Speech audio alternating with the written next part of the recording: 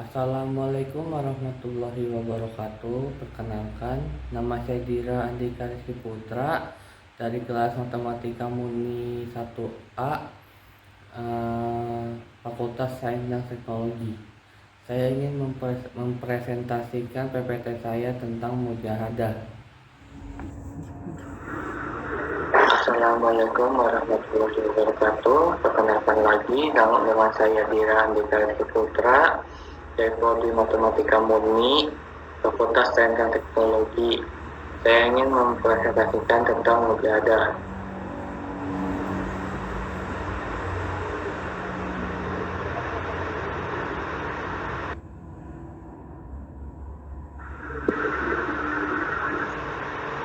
Yang pertama adalah pengertian mujahadah.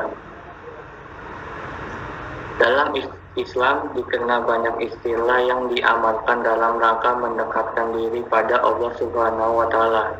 Di antaranya adalah mujahadah. Keseluruhan istilah dari tadi bermuara pada satu hal, yakni menggapai ridho Allah Subhanahu wa Ta'ala. Ridho dalam hal ini bermakna apa-apa saja yang dilakukan sesuai dengan petunjuk Al-Quran, Sunnah, dan pendapat ulama, sehingga memungkinkan Allah berkenan atasnya.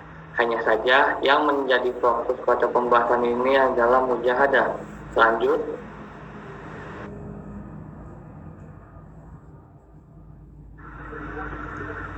Akar kata mujahadah yaitu jihad, yang memiliki arti berjuang atau berusaha dengan keras. Dapat pula dimaknai perang, namun perang yang dimaksud bukanlah melulu dalam makna sesungguhnya. Ya, jadi jika jihad diartikan sebagai perang atau berjuang untuk agama, itu justru memiliki makna yang sangat luas. Sebab mengartikan jihad hanya sebatas peperangan fisik belaka, terkesan sempit dan perwuritan. Dikhawatirkan pula mudah dimanfaatkan dan rentan terhadap fitnah. Kata mujahadah terbentuk dari lafaz jahada yujahidu, jihadan wa mujahadatan.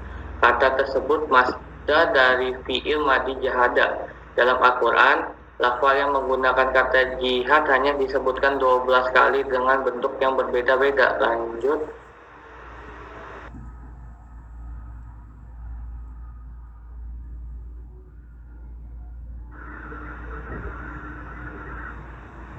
Lafaz mujahadah mengandung makna bersungguh-sungguh di jalan Allah Subhanahu wa Ta'ala, dan sering juga diartikan 5 peperangan.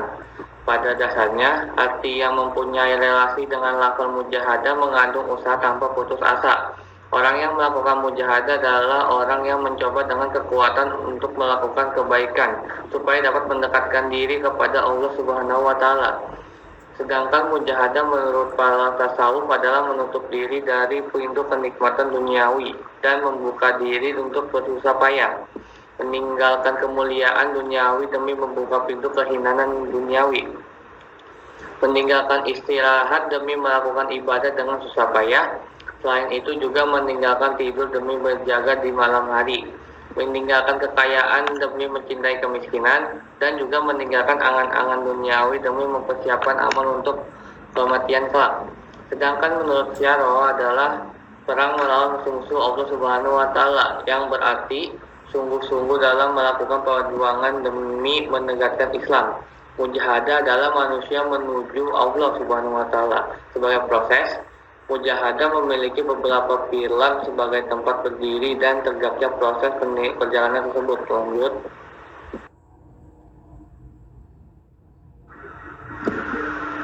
Yang kedua adalah dari mujahadah. Takrif atau definisi mujahadah menurut arti bahasa syar'i dan istilah ahli hakikat sebagaimana dimuat dalam kitab Jami'il Usul fil Auliya. Arti mujahadah menurut bahasa adalah perang. Menurut aturan syura adalah perang melawan musuh-musuh Allah. Dan menurut istilah ahli hakikat adalah memerangi nafsu amarah bisu dan memberi beban kepadanya untuk melakukan sesuatu yang berat baginya yang sesuai dengan aturan syura atau agama. Sebagian ulama mengatakan mujahadah adalah tidak menuruti kehendak nafsu, dan ada lagi yang mengatakan mujahadah adalah menahan nafsu dan kesenangannya. Lanjut.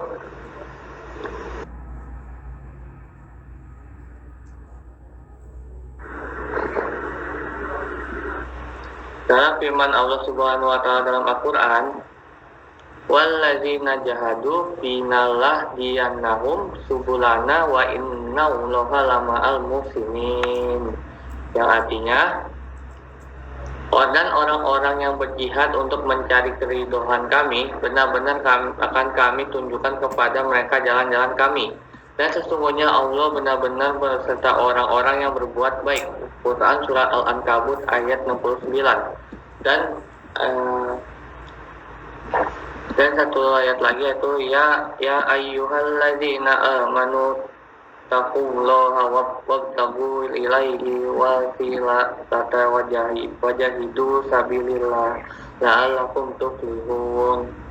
Yang artinya, hai orang-orang yang beriman, bertakwalah kepada Allah dan carilah jalan yang mendekatkan diri kepadanya dan berjihadlah pada jalannya supaya kamu mendapat keberuntungan. Quran Surat Al-Ma'idah ayat 35. Lanjut.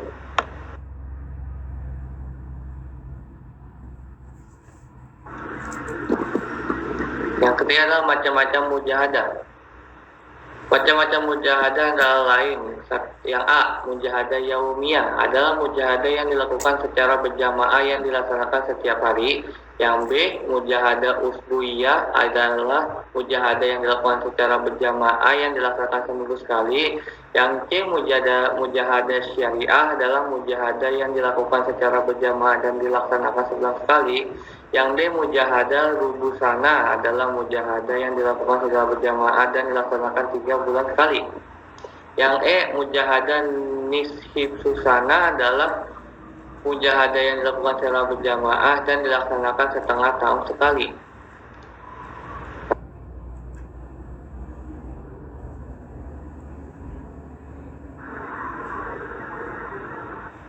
Yang F, mujahadah kubro adalah mujahadah besar-besaran yang dilakukan dalam bulan Muharram dan bulan Rajab dalam lingkungan pusat.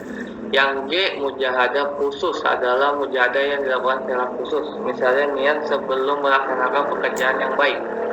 Yang H, mujahadah non-stop adalah mujahadah yang dilakukan secara terus-menerus dalam waktu yang mujahadah yang sudah ditentukan. Yang terakhir I, mujahadah momenti atau waktiyah adalah mujahadah yang dilaksanakan pada waktu tertentu yang diinstruksikan oleh pengurus pusat. Lanjut.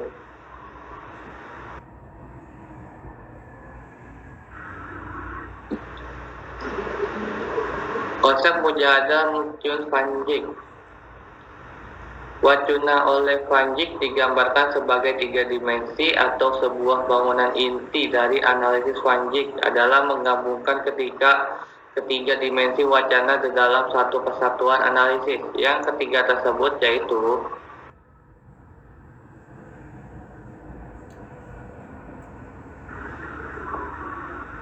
yang satu adalah teks. Fanjik melihat sebuah teks terdiri dari beberapa struktur atau tingkatan, di mana setiap bagian saling mendukung. Fanjik membagi ke dalam 3 tingkatan. Yang A adalah struktur makro atau tematik. Secara bahasa, tema adalah sesuatu yang telah diuraikan atau sesuatu yang telah ditempatkan. Kata itu berasal dari kata Yunani atau tithenai, yang artinya meletakkan.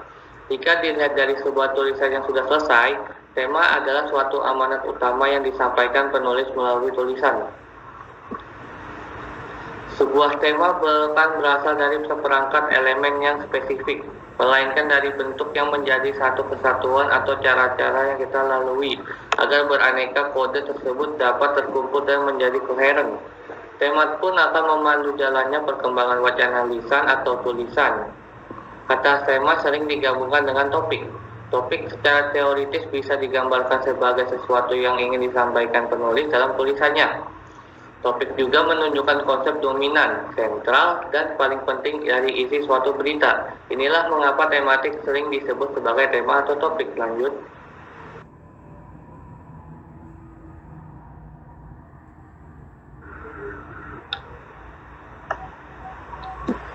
Jun Fanjik mendefinisikan topik sebagai struktur makro dari suatu wacana. Dalam situlah kita bisa mengetahui masalah yang ada dan tindakan apa yang harus dilakukan oleh komunikator untuk mengatasi masalah tersebut. Tindakan dan pendapat bisa dilihat melalui struktur makro dalam wacana. Topik ini jika menggunakan kerangka Tim-Fanjik dalam teks akan didukung oleh subtopik satu dan subtopik lain yang saling mendukung, sehingga terbentuknya teks yang koheren dan utuh.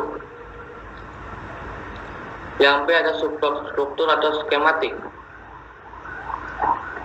Teks atau wacana secara umum mempunyai skema atau alur dari awal sampai akhir. Alur tersebut menunjukkan bagaimana bagian-bagian teks disusun dan diurutkan sehingga membentuk kesatuan makna. Skematik adalah cara penulis dalam mengemas pesannya dengan memberikan tekanan bagian mana yang lebih dulu dan bagian mana yang diakhirkan. Struktur atau struktur tematik menggambarkan struktur teks secara umum. Selama wacana ditampilkan dengan skema seperti abstrak, latar belakang masalah, tujuan, hipotesis, isi, dan kesimpulan. Semua bagian dan skema ini dilihat sebagai strategi bukan saja bagaimana bagian dalam teks berita itu hendak disusun, tetapi juga bagaimana membentuk pengertian sebagaimana dipahami oleh komunikator atas suatu peristiwa. Lanjut.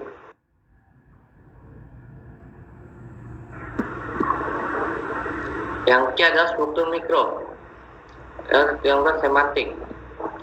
Kata semantik berasal dari kata Yunani yaitu sema, yang berarti tanda atau lambang. Semantik adalah bagian dari cabang ilmu bahasa yang mempelajari maknanya, meliputi jenis, pembagian, pembentukan, dan perubahan makna tersebut.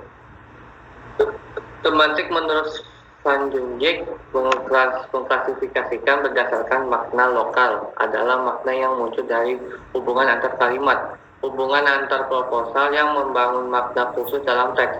Analisis wacana sering berfokus pada dimensi teks seperti makna implisit atau eksplisit. Dengan kata lain, semantik tidak hanya diartikan bagian mana yang penting dari struktur wacana, tetapi juga mengiring ke arah sisi tertentu dan suatu peristiwa. Lanjut.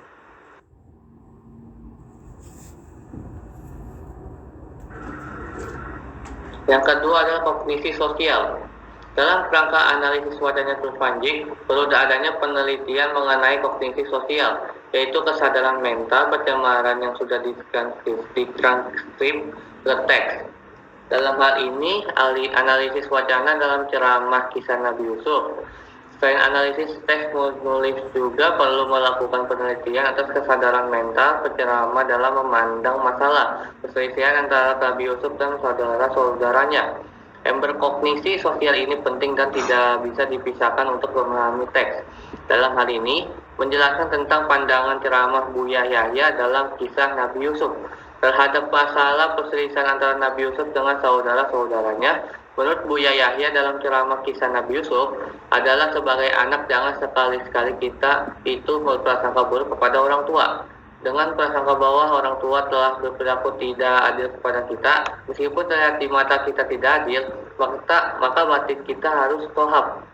Batin kita hendaknya melihat bahwasannya bukan hanya kita yang tidak adil, melainkan sang ayah sudah mempersiapkan, hanya saja belum sampai kepada kita. Maka jangan berprasangka buruk kepada orang tua. Disitulah kita bisa mengetahui bahwa berprasangka buruk kepada orang tua akan mendatangkan musibah. Lanjut. Hal ini dipandang sebagai hasil dari representasi mental dari ceramah Buya Yahya dalam memandang masalah perselisihan saudara kandung. Pandangan Buya Yahya sebagai penceramah bahwa kita sebagai anak tidak boleh bersuudzon kepada orang tua, karena hal tersebut akan menimbulkan rasa kebencian kepada saudara-saudaranya dan memutuskan tali persaudaraan yang akan menyerumuskan ke neraka. Lanjut.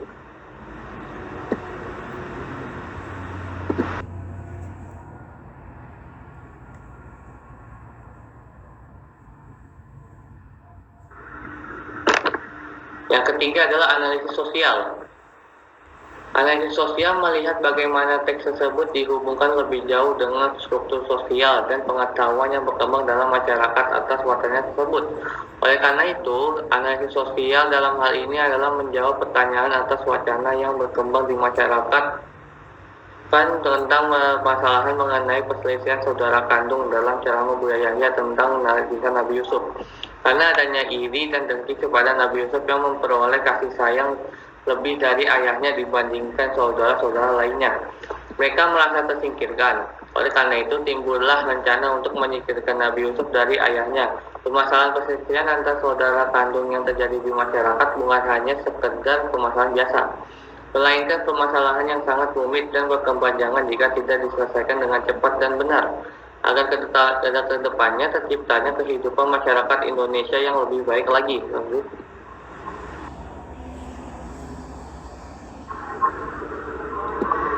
Dan saya adalah kisah mujahadah Nabi Yusuf.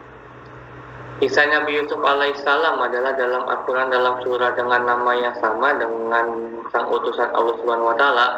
Dalam surat ke-12 tersebut diceritakan Nabi Yusuf alaihissalam dimasukkan ke dalam sumur pada usia yang masih belia. Dia ditemukan serombongan kafilah yang membawa dan menjualnya. Dan Nabi dijual di Mesir sebagai hamba sahaya beranjak dewasa. Nabi Yusuf alaihissalam tumbuh menjadi seseorang yang tampan hingga menarik perhatian dari istri majikannya. Nabi Yusuf alaihissalam kemudian dirayu dan digoda istri majikannya. Namun Nabi Yusuf alaihissalam justru dituduh melakukan perbuatan mesum tersebut. Lanjut.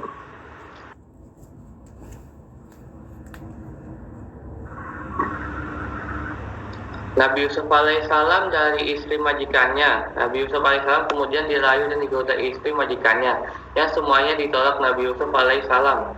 Namun Nabi Yusuf alaihissalam justru dituduh melakukan perbuatan mesum tersebut. Nabi Yusuf alaihissalam menolak tuduhan tersebut, yang bisa dilihat dalam surah Yusuf ayat 33. Semua ditolak Nabi Yusuf alaihissalam. Qala rabbis sijnu adbu ilayya mimma yud'unani ilaihi wa illa tasrif anni kaidahunna nabul ilayya hinna wa aqum tunabjuhirin.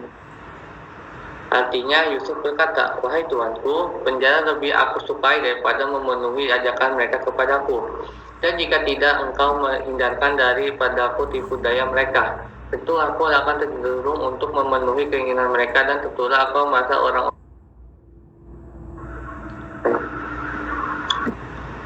Nabi Yusuf alaihissalam yang sudah melakukan mujahadah an-nafs sudah tetap dijebloskan penguasa saat itu ke penjara. Di penjara ujian terhadap pengendalian diri belum berhenti. Mengalami banyak cobaan, Nabi Yusuf alaihissalam tidak lantas menyerah. Dia tetap mempertahankan mujahadah an-nafs termasuk saat mengalami banyak cobaan. Nabi Yusuf alaihissalam tidak lantas menyerah, dia tetap mempertahankan mujahadah an-nafs termasuk saat menghadapi batu ujian kenabian. Setelah berbagai jenis cobaan, Nabi Yusuf alaihissalam akhirnya menemui saat yang membuatnya bahagia. Atas izin Allah Subhanahu wa taala, Nabi Yusuf alaihissalam bertemu kembali dengan ayahnya Nabi Yakub alaihissalam dan saudara-saudaranya. Nabi Yusuf alaihissalam tidak menuntut balas atas perilaku saudara-saudaranya, meski telah membuat dia terpisah dengan keluarga. Terima kasih, itu saja poin-poin topik saya. Bila ada yang kata-kata yang kurang atau yang salah, saya mohon maaf. Bila taufiq wal hidayah, wassalamualaikum warahmatullahi wabarakatuh.